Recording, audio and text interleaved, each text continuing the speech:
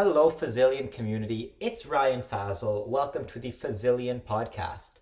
Today we will be talking about Malcolm X, connecting him to Roman Catholic Christianity, explaining his prominence in the Nation of Islam, and how his ideals and morals can be linked to specific values and principles in the Roman Catholic faith. So who was Malcolm X? Born in Omaha, Nebraska on May 19, 1925 as Malcolm Stewart Little, later replacing his family name with X, a rejection to his family's white slave master's name, the family lived by Christian values. His father a Baptist preacher, his mother a Seventh-day Adventist, and they had 8 children. By the age of 6, his father was killed. He later turned to petty crime to support the family. White supremacists ultimately set fire to the family home. By the age of 12, he had also lost his mother. The children were separated into foster homes. Having lost the security and support of a family unit, he struggled throughout his youth. He fell into a life of crime, which put him into prison for 6 years. During his incarceration, he was introduced to the Nation of Islam, a political and religious group led by Elijah Muhammad, promoting black independence, rejecting the idea of white supremacy, believing that black people were superior to white people, claiming it was the true religion of black people. Malcolm believed that the Christian doctrine of turning the other cheek turned black people into pacifists and subservient followers. Malcolm thought that Christianity was a white man's religion forced upon the black people to enslave and oppress them. Now that we know a little bit about Malcolm X, let's look into his journey and how it ties to the Catholic faith. Malcolm X could be considered a modern-day apostle to the leader of Nation of Islam, Elijah Muhammad, just as Apostle Paul was to Jesus. After being paroled and joining the Nation of Islam, in 1952, Malcolm X met Elijah Muhammad, and under his guidance quickly became one of the most charismatic and effective members, recruiting more people to the faith than anyone else. As a non-religious person for much of his young adult life, Malcolm related his journey into Islam to the journey of Apostle Paul's conversion to Christianity in the road to Damascus. Both men were non-believers. Both speak of a light that was transformational.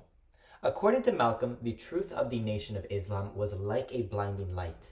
And for Saul in the road to Damascus, his caravan had nearly reached Damascus when suddenly a brilliant light beamed from heaven.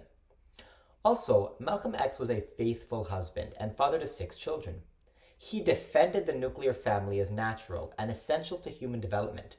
This can be directly connected to the Catholic Church, who maintains the same views on family as Malcolm X, as the Catechism of the Catholic Church often calls the family the principal cell or building block of human society.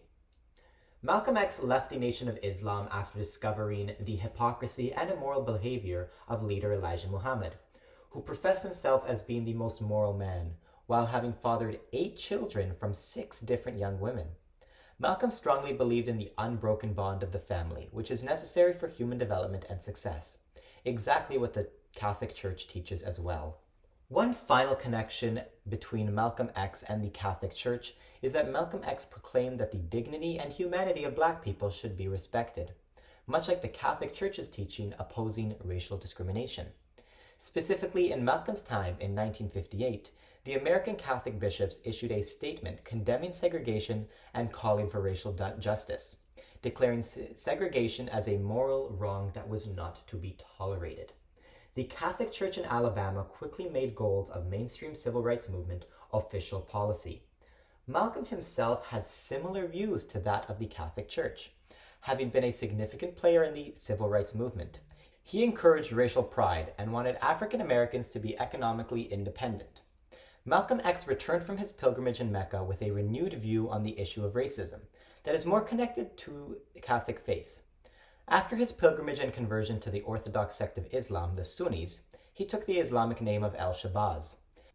The Sunni Muslims make up the majority of the Islamic faithful. They follow conservative and traditional beliefs.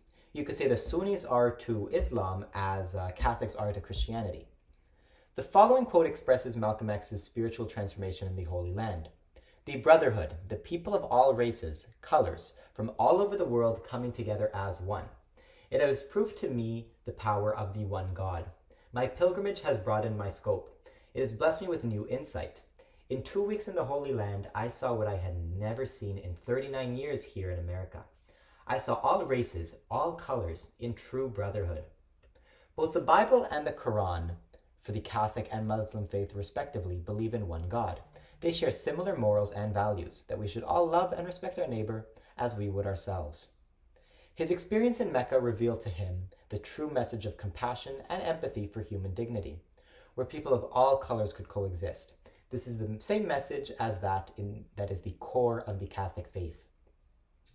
Having made many enemies in the Nation of Islam, on February 14th, 1965, Malcolm X's home was burned down.